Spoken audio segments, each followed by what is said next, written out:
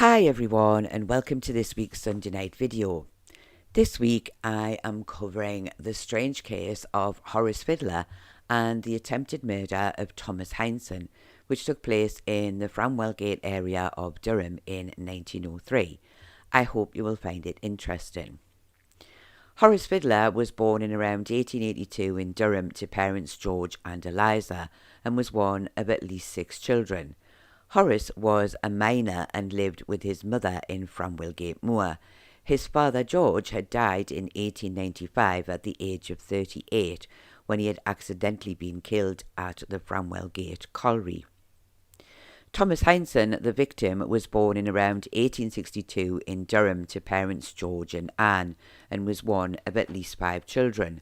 Thomas was a colliery manager at Framwellgate Moor and was said to be well liked and respected in the area. Before we go any further, can I just say, if you do find this video interesting, then please give it a thumbs up. And if you're new here or haven't already done so, then do please consider subscribing to the channel to help support the content we create. It really is appreciated. And it is completely free to subscribe. It doesn't cost you any money, but it really does help to support the channel. And I would just like to add, as I always do, that I do record these stories live, so I do sometimes make mistakes, which I always try to rectify. So I hope this does not spoil your enjoyment of the video. Horace Fidler had previously worked at Framwellgate Colliery in Durham, but in 1903 he had been working at Kimblesworth Colliery. He decided to leave there though and go back to Durham.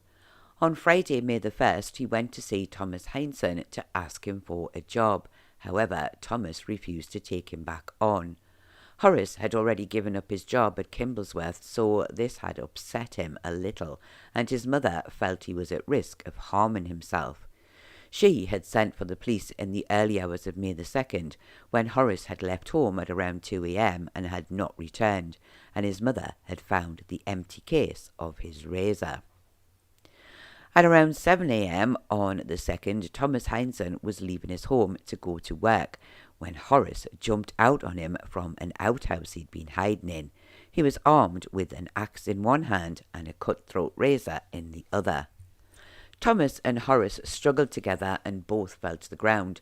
Luckily, several men were in the area and they all rushed to the aid of Thomas, and Horace was pulled away from him and the axe and razor taken from his hands before he could do any great harm. Thomas had a slight cut above one of his eyes and slight injuries to his shoulder and back, but was otherwise unharmed. The police were sent for and Horace was arrested on a charge of attempted murder and was taken to the police station at Durham.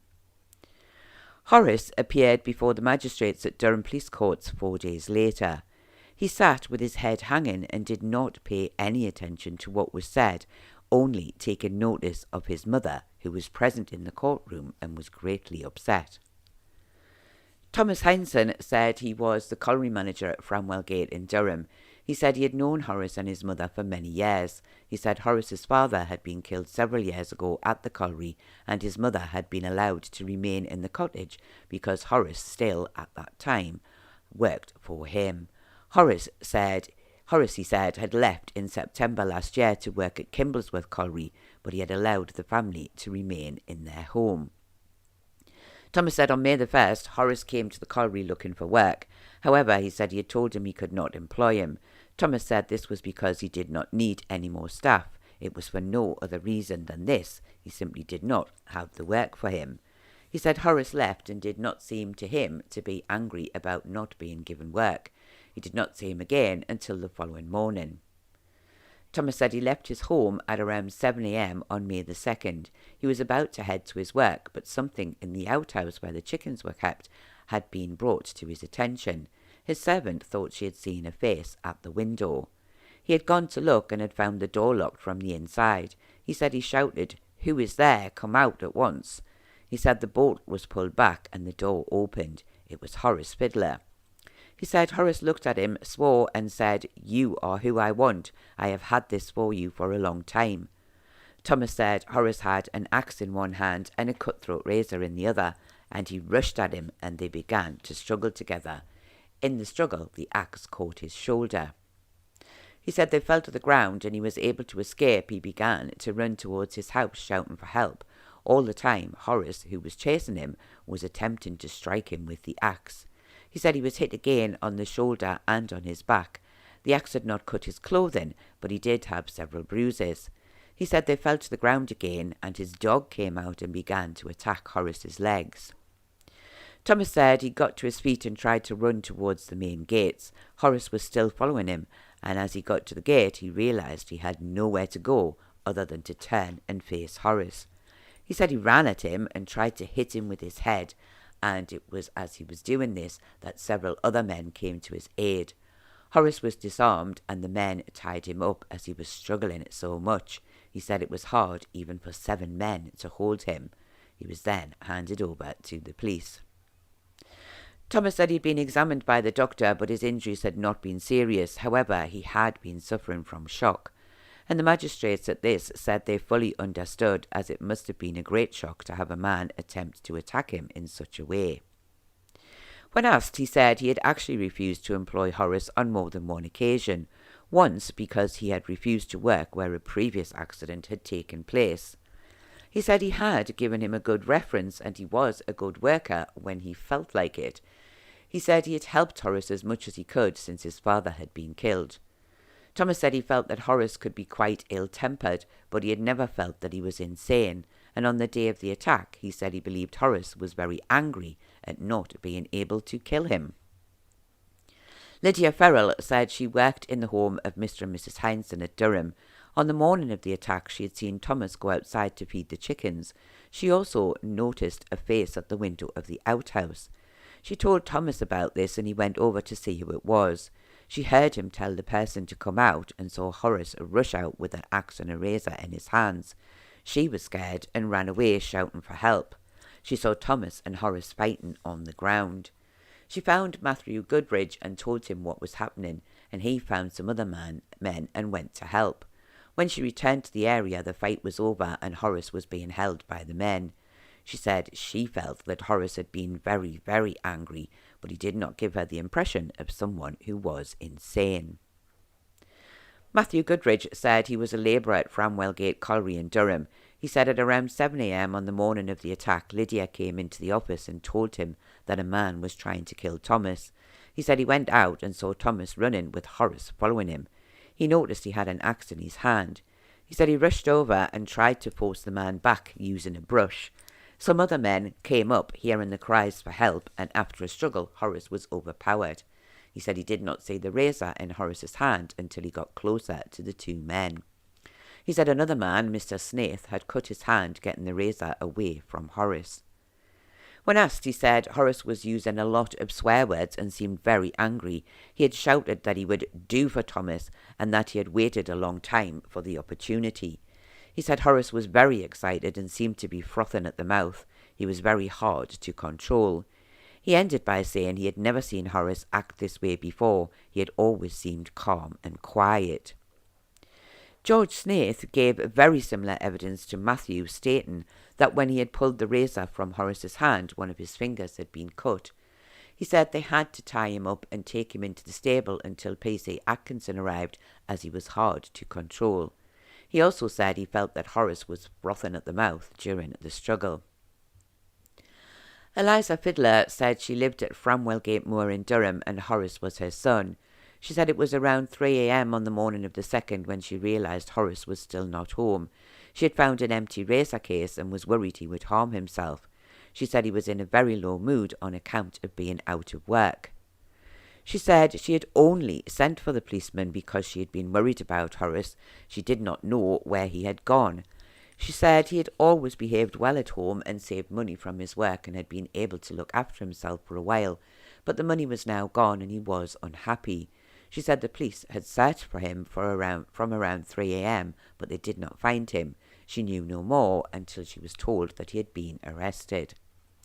She said she had never seen the axe before. She could not say it belonged to her son. However, the razor she felt was the one missing from the case she had found in her home. Fred Lowes said he also lived in Durham and he had known Horace for 5 years. They were good friends. He said on the night of the first he had been with him until around 9:30 p.m. He said he did not think Horace was his usual self, but when they parted he had simply said, "Good night, I will see you tomorrow." He added that he had never known him to use threatening language towards Thomas Hindson. P.C. Atkinson said he was called to the colliery at around 7:45 a.m. and when he arrived he found Horace in the stable tied up with ropes. He said he was in quite an excited state, and after hearing the details of the attack he had taken him to the police station. However, he said he did not charge him until the following Wednesday, and when he did, he had made no reply to the charge. He then produced the axe and the razor for the magistrates to examine. He said these had been given to him by the men who had helped Thomas. When asked, P.C. Atkinson said he had not charged Horace on the Saturday morning, as he had seemed dazed and confused, and he did not think he would have been able to understand the charge. Dr. Batterscombe said he had been called to examine Thomas Hindson. He said he was suffering greatly with shock. He had a small cut near to his eye, and his other injuries were mainly bruising and swelling to his shoulder and back. Dr. Batterscombe said he had also examined Horace Fidler at Durham prison. He seemed to be in a dazed condition and his mind was a blank. He said the prison doctor, Dr. Gilbert, was now taking care of him. He said Horace had been able to answer questions about the time before the crime and was clear with his answers right up until 2 a.m. on the morning of the 2nd. He was not able to remember anything after this. He was not able to say, he said, if Horace was insane, as his answers had been quite clear and sensible. Horace was then asked to stand up so that he could be questioned. However, he stated, "I cannot stand, I am too weak, I do not remember anything." After a brief discussion, the Horace was committed for trial at the next assizes. His solicitor said he would reserve his defence for the trial. He then asked for bail to be considered for Horace. However, the police objected, and this was refused. The trial took place in Durham in July of 1903 before Mr. Justice Grantham. Horace pleaded not guilty to the charge. And as is often the case, well, nearly always, the majority of the evidence given at the trial is the same as that given at the magistrate's hearing, so I will only include any new details. Eliza Fidler added to her evidence, stating that Horace had always been a good boy. She said he did not drink, and when he was working, he paid to keep the home for her. He saved his money, and when he was not working, he paid her from his savings. She said he was upset at not getting work from Thomas, as it meant he would have to leave home to find other work, and he did not want to leave her. Eliza said she had never heard him say anything bad about Thomas. When asked, she said Horace had been unwell at times. He complained of pains in his head, dizziness, and sometimes blindness. She also stated that her niece had been in the asylum twice for being insane. However, she did not seem to think that Horace was insane. Horace had wept when he had seen his mother enter the courtroom. The defence then stated that there was no real evidence to go to the jury with. He said no real harm had been done and the prosecution needed to prove harm had been done to the victim for attempted murder. The judge, however, stated that the trial must continue as he had no intention of stopping it and allowing Horace to be freed. He had attacked Thomas and this was a serious case. The defence then said they must consider the state of mind of the prisoner. Did he know what he was doing at the time? He said he would like to offer the evidence of the prison doctor. Dr. Gilbert stated that he was the surgeon at Durham prison. He said he had observed Horace since his arrival. He had seemed quite dazed at the time he arrived and would not answer any questions. He said he then cried for quite some time, and after this he was able to answer questions in a normal manner.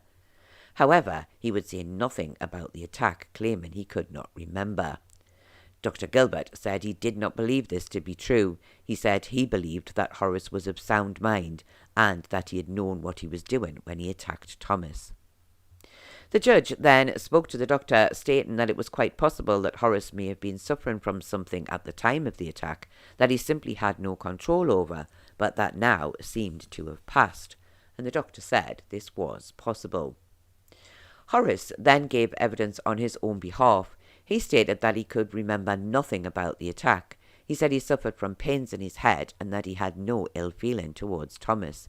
His statement was short and simple, and he did not say anything else, and no further evidence was given as to his state of mind. Although I was not able to find any details of the judge's summing up, I think we can assume, based on his earlier comments, that he would have told the jury to consider if they felt Horace had been in his right mind at the time the crime was committed. The jury retired for a short time before returning the verdict that Horace was guilty of attempted murder, but that he had not been in his right mind at the time he committed the crime. This, I feel, was a very lucky outcome, considering the doctor for the defence had claimed Horace was perfectly sane and had not really helped the defence in his case at all.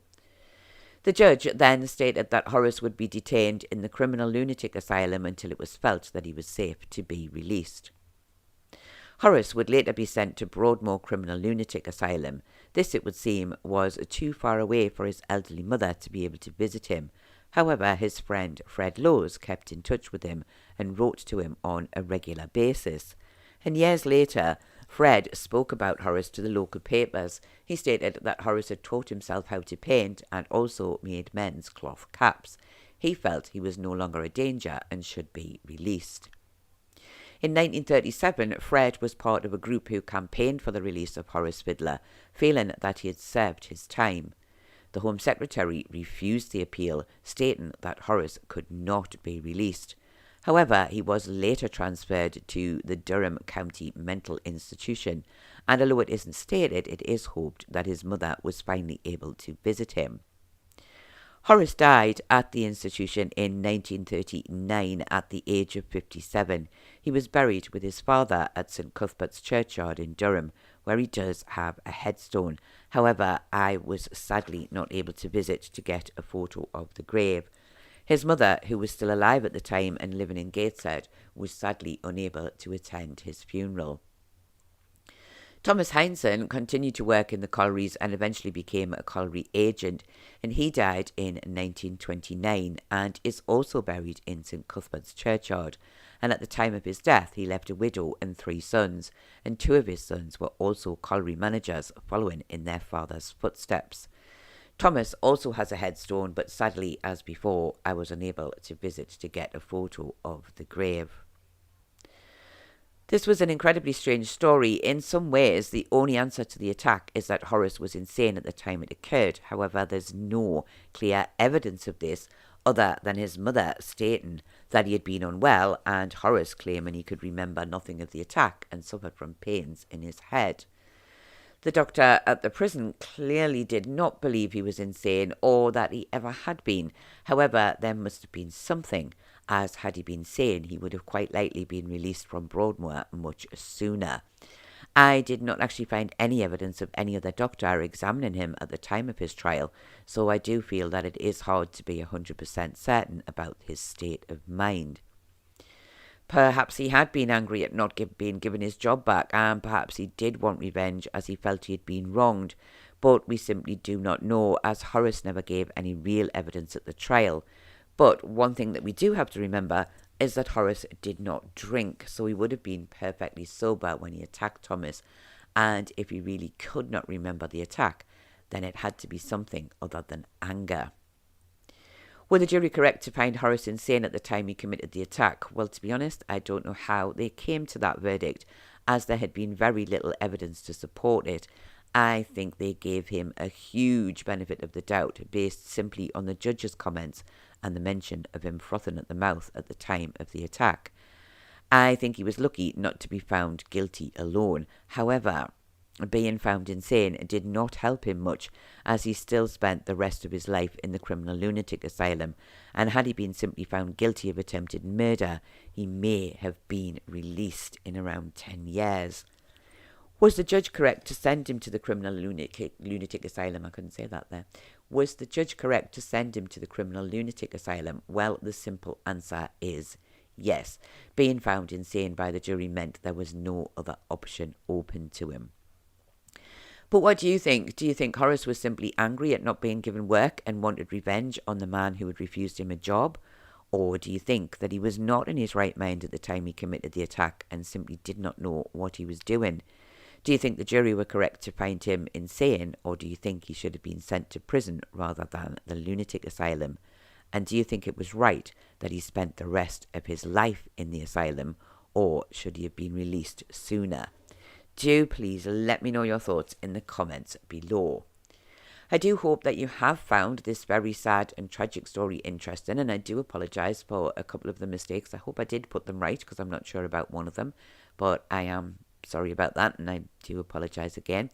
And I do thank you all very much for watching, and I do hope to see you all again next week.